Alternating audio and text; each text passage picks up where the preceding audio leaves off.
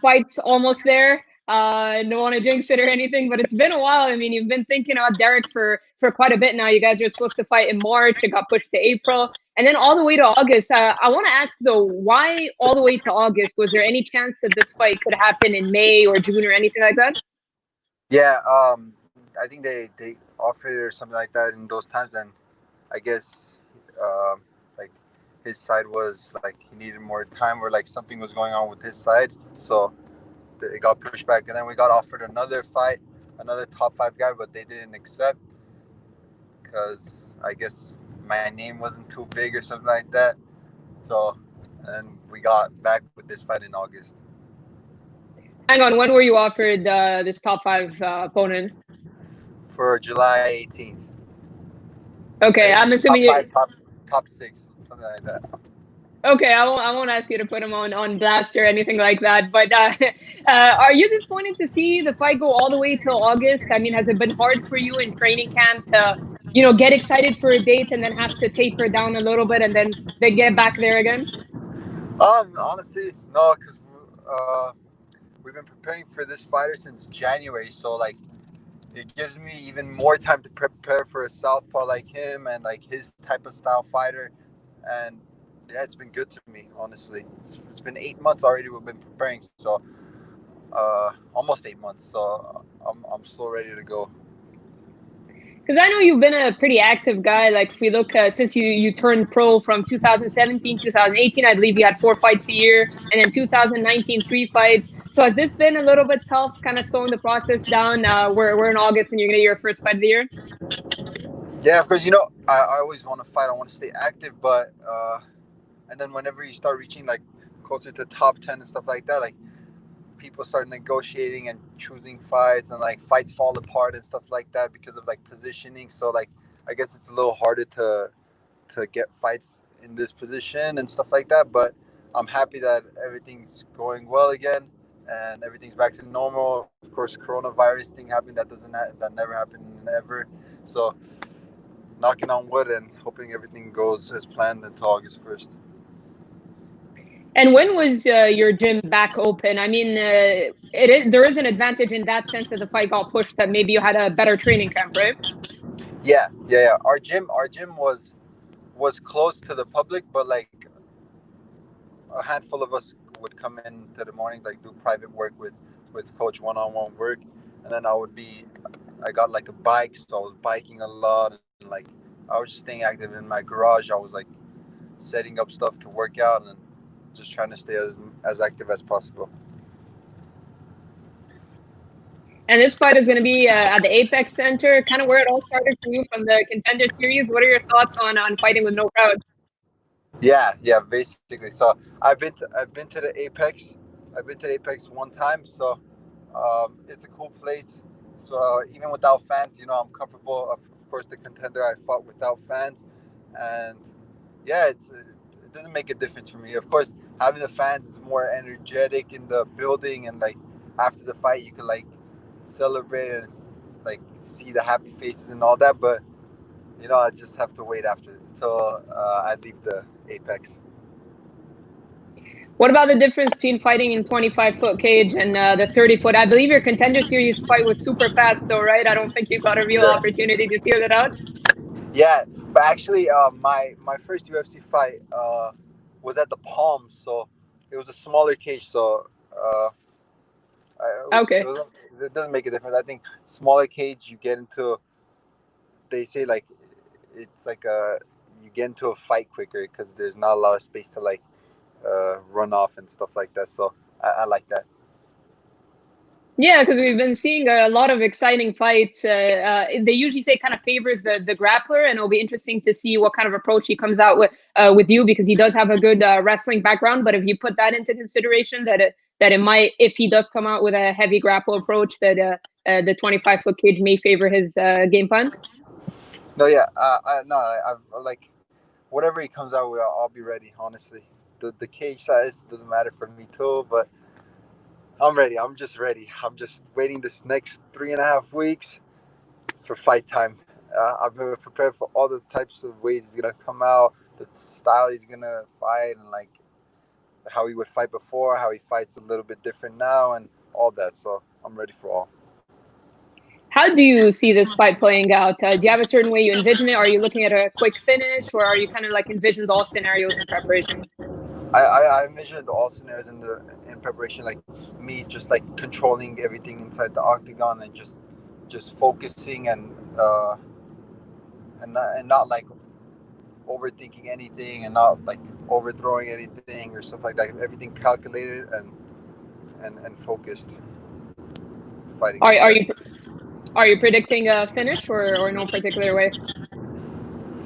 Anything, honestly. I don't usually predict finishes, but I predict like because I want to go in there and showcase all my skills. So if a finish happens, it happens, you know. But I go in there to put on a performance all the time.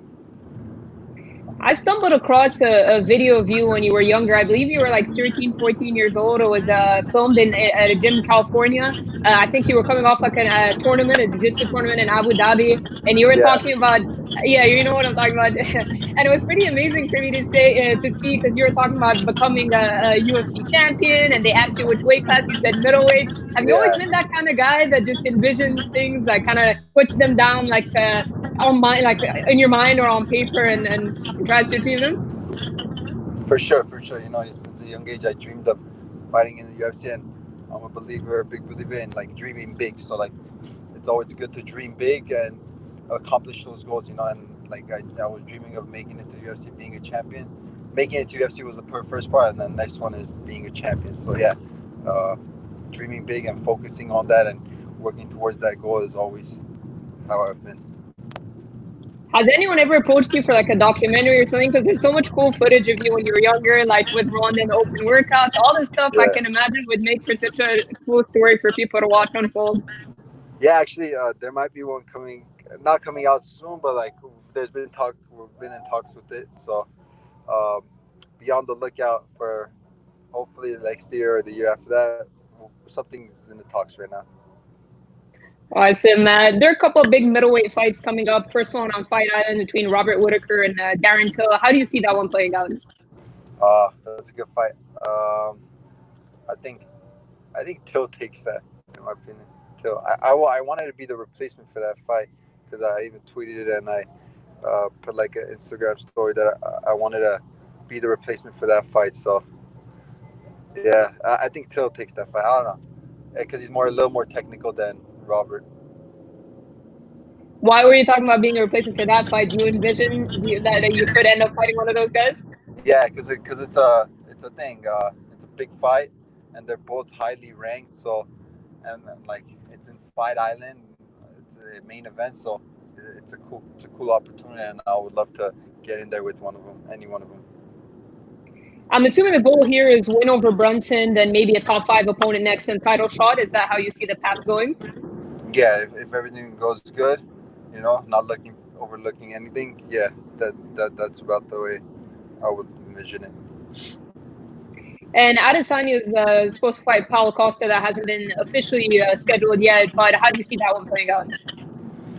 Uh, I think I think Adesanya takes it. He's a little more slick and elusive than Costa, and I think he'll counter him good.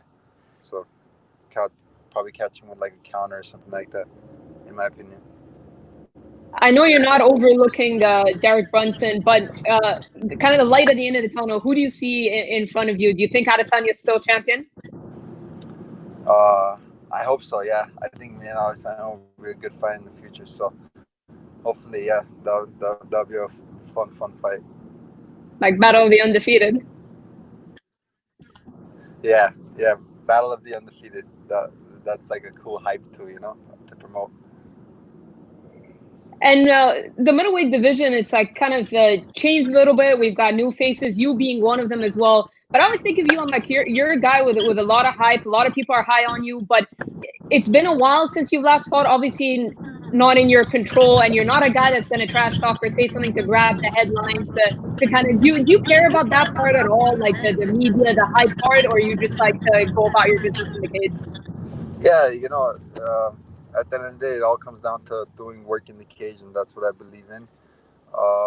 All that promotion and like hype and trash talk, it's fun to watch, and it's cool and all. But I always said if like someone does like says something to me, I'll say something back. But if there's nothing between us, then I'll just show it on fight night, not just words.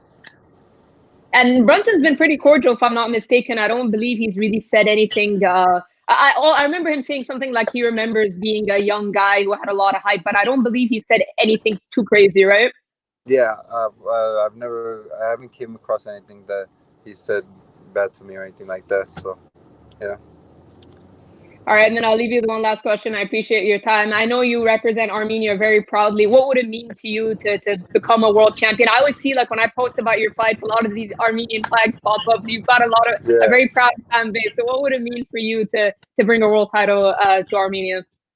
Oh, I think it'll be huge, and it'll mean a lot to me, and being a first Armenian UFC champion, it'll be historic, and I'll be so proud, and I know my Armenian people will be very, very proud of me as well. So that'll happen soon.